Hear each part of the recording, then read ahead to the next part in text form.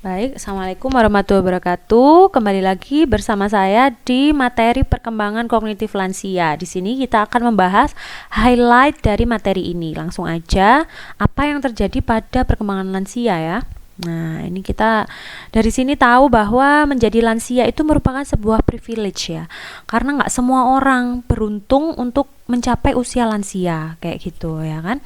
Nah, karena kita semua goalsnya ingin menjadi tua gitu kan ya, tapi kita juga harus menjadi tua dengan indah kayak gitu atau aging gracefully.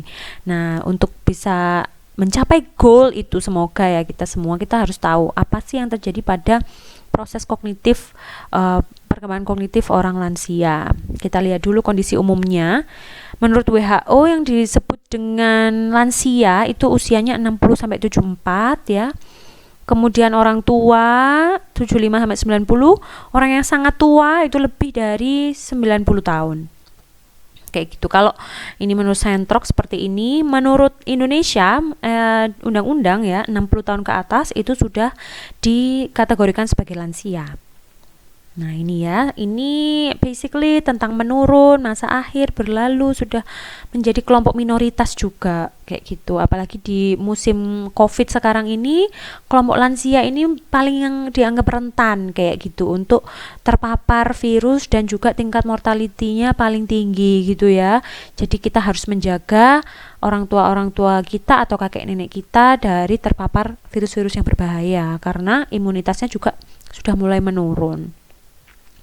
Apa sih tugas perkembangannya? Nah, ini sekilas aja ya, bisa dilihat sendiri karena nanti akan dibahas di materi-materi selanjutnya.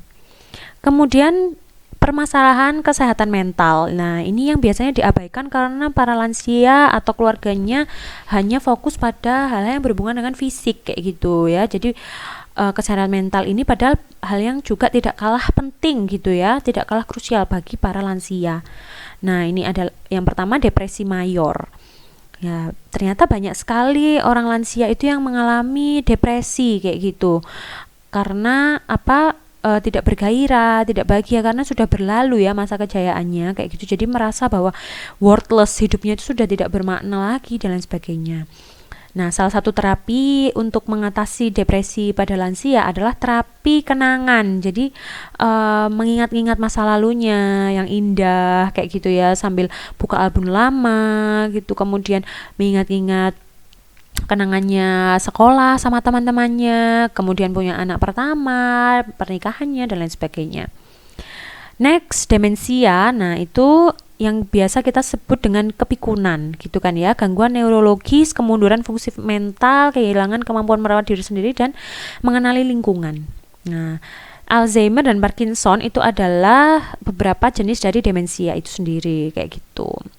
Nah, semuanya berhubungan dengan kemunduran fungsi otak gitu ya, sehingga awalnya mungkin pertamanya lupa kayak gitu, lupa tentang hal-hal yang dilakukannya sehari-hari, tapi lama-lama juga lupa bagaimana cara merawat diri, bagaimana cara makan, bagaimana cara mandi, bagaimana cara pulang kayak gitu ya. Akhirnya lama-lama ya itu menurun dan semakin menurun.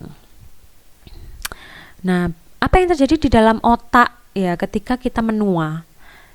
Ternyata setelah usia 70 tahun otak itu mengalami penyusutan yang signifikan kayak gitu, karena otak sudah tidak bisa lagi melakukan regenerasi sel kayak gitu ya kan. Nah, ternyata yang paling menyusut paling cepat adalah prefrontal cortex kayak gitu, padahal prefrontal cortex ini kan tumbuhnya matangnya belakangan ya, tapi ternyata juga menyusut paling cepat kayak gitu, sehingga kemampuan analisis, logis, dan berpikir kritisnya paling mengalami penurunan yang signifikan. Makanya itu menyebabkan para lansia itu kadang-kadang merasa sensitif ya kan, sering menangis kayak gitu, kemudian seperti anak kecil kayak gitu kan ya, manja dan lain sebagainya. Nah, itu disebabkan karena plastisitas otak itu mengalami penurunan, sehingga orang lansia yang mengalami stroke itu biasanya pulihnya sulit kayak gitu karena otaknya sudah tidak bisa melakukan regenerasi dan tidak plastis lagi gitu. Bagaimana dengan memori pada lansia? Nah, kita harus tahu dulu episodic memory, semantic memory, procedural dan working memory. Nah, episodic memory dan semantic memory itu paling terdampak efek penuaan gitu ya, karena episodic memory itu adalah ingatan yang disimpan dengan label emosi tentang hal-hal yang berkaitan dengan kejadian kayak gitu. Kemudian semantic memory itu berhubungan pengetahuan umum, jadi kayak ilmu-ilmu, pengetahuan dan lain sebagainya gitu ya. Sedangkan procedural memory dan working memory biasanya lebih awet gitu ya pada lansia, karena procedural memory itu tentang aktivitas sehari-hari, cara nyetir mobil, cara gosok gigi, jadi prosedur gitu kan. Dan working memory juga awet gitu karena berkaitan dengan pemrosesan informasi, misalnya membaca ketika kita berbicara, lah itu lebih awet.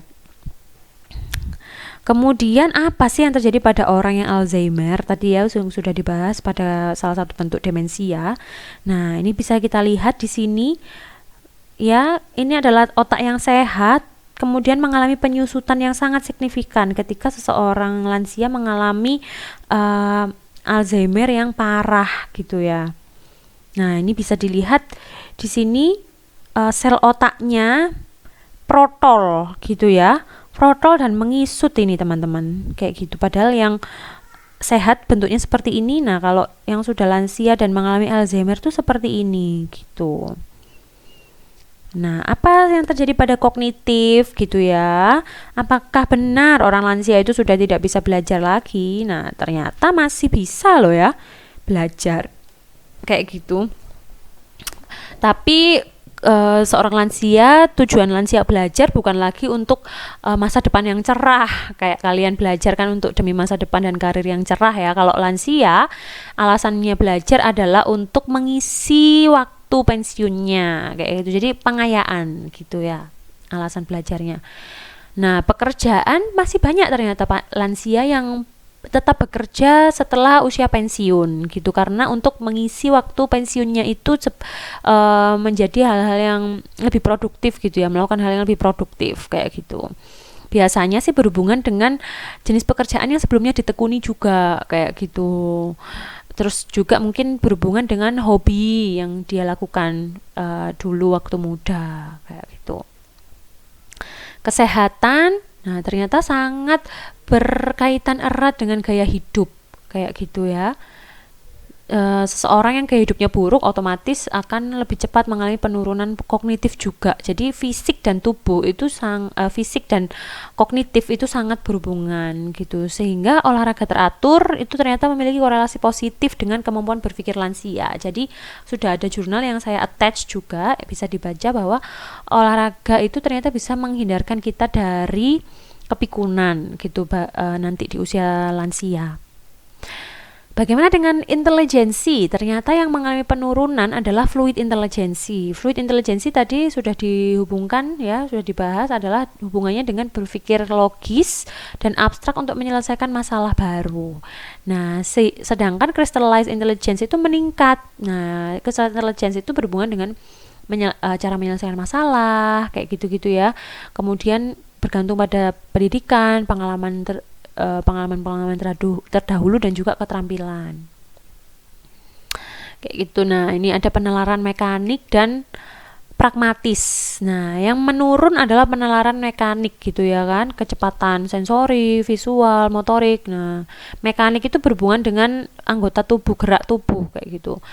Hardware-nya menurun gitu ya, berhubungan dengan fisik. Sedangkan software-nya itu bisa meningkat kayak gitu, keterampilan profesional. Jadi makanya profesor-profesor itu semakin tua itu semakin bijak, semakin kata-katanya semakin bernas, semakin berisi. Nah, itu yang disebut dengan penalaran pragmatis gitu ya, meningkat. Nah, berhubungan erat itu tadi penalaran pragmatis dengan yang namanya wisdom. Wisdom atau kebijaksanaan gitu ya kan. Apa sih yang disebut kebijaksanaan? Itu adalah ternyata pencarian titik tengah gitu ya antara dua hal yang ekstrim gitu. Nah, ini bisa dilihat sendiri di mana orang itu bisa menyeimbangkan segala sesuatunya dan mencari titik tengah gitu ya, keseimbangan lah pokoknya. Di mana seseorang itu mencapai kebijaksanaan itu yaitu bijak itu artinya nggak cenderung ke kanan, nggak cenderung ke kiri, tapi di tengah-tengah dan sifatnya netral.